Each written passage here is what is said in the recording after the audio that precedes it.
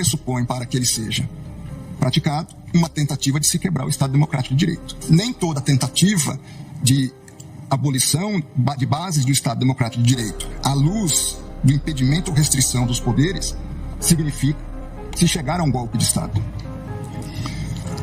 Então, dentro dessa perspectiva, entendo que, no contexto, se aplica o princípio da consunção ou da absorção.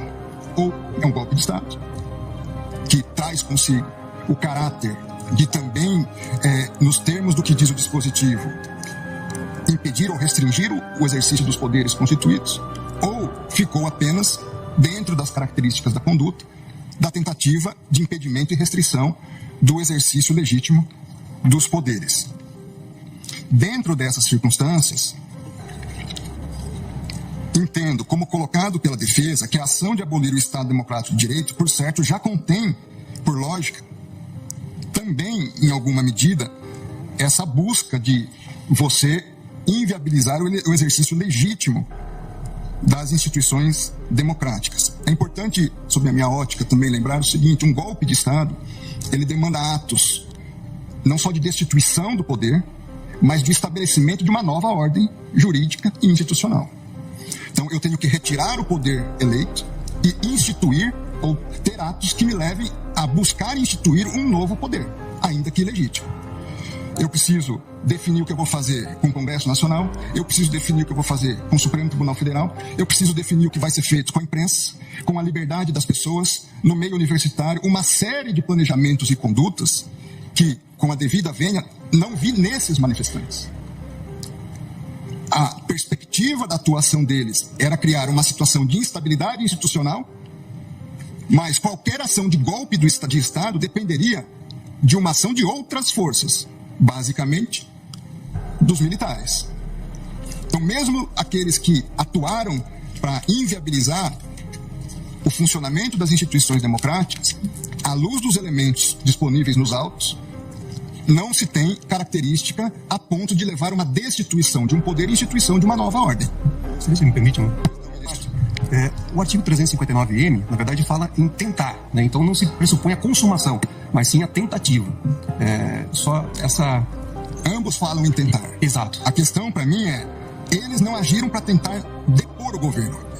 A deposição do governo dependeria, ou essa tentativa de deposição de atos que não estavam ao alcance da atuação dessas pessoas. Permite-me, pois não. Porque acho que essa questão é extremamente importante, porque são dois pontos diversos, se eu entendi o que Vossa Excelência colocou.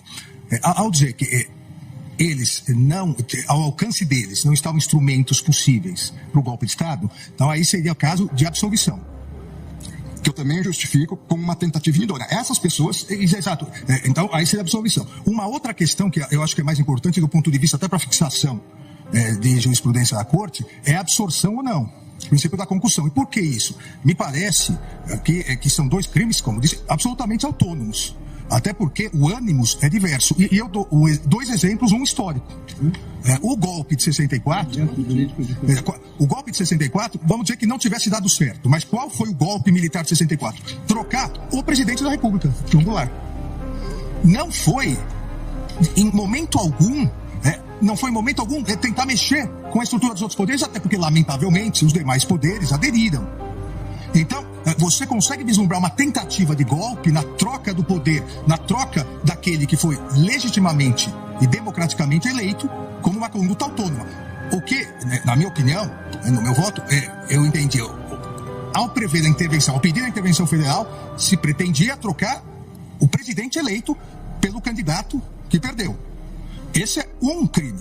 A outra coisa é atacar o funcionamento do Supremo Tribunal Federal ou do Congresso Nacional com a invasão impedindo a atuação. Volto alguns meses. Vamos dizer que essa conduta do dia 8 de janeiro fosse antes do final do mandato do anterior presidente. A conduta idêntica. As pessoas virem, atacarem violentamente, invadirem. Nós não teríamos a acusação de golpe de Estado, porque elas não estavam pretendendo trocar o presidente, mas elas estavam pretendendo obstaculizar o andamento do Supremo Tribunal Federal e do Congresso. Tenho dúvidas, ministro Alexandre, por quê? Nesse exemplo também de uma ação anterior ao encerramento do exercício do mandato do ex-presidente. Porque, formalmente, teríamos também uma consideração de um poder legitimamente eleito que estaria impedido.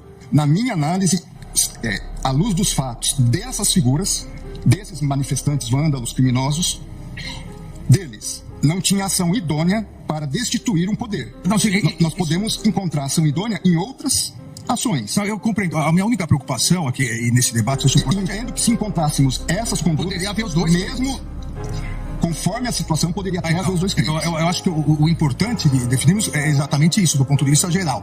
Os dois crimes podem coexistir em concurso material, dependendo da circunstância. Veja, nós estamos tratando pela primeira vez da aplicação de uma norma penal com conceitos bastante indeterminados. De uma lei extremamente nova. Então você pega o conceito. O que é Estado Democrático de Direito? É um conceito amplo, onde nós podemos, em alguma medida, encaixar várias questões. Foi a primeira vez que nós tivemos manifestações violentas em Brasília? Não. Nós já tivemos invasão do Congresso Nacional violenta. Nós já tivemos ministérios aqui postos com incêndio, fogo. Nós já tivemos outras manifestações violentas. É verdade que penso que foi a primeira vez no Supremo Tribunal Federal. Foi. Mas em outros contextos, não. 5 coronéis comandantes da PM estão presos. Exatamente porque desde o final das eleições se comunicavam por zap, dizendo exatamente que iriam preparar uma forma de, havendo manifestação, a Polícia Militar não reagir. Então, claramente, a Polícia Militar, eu também fui ministro da Justiça e sabemos nós dois, que o ministro da Justiça não pode utilizar a Força Nacional se não houver autorização do governo, do Distrito Federal, porque isso fere o princípio federal. Não em relação aos prédios federais.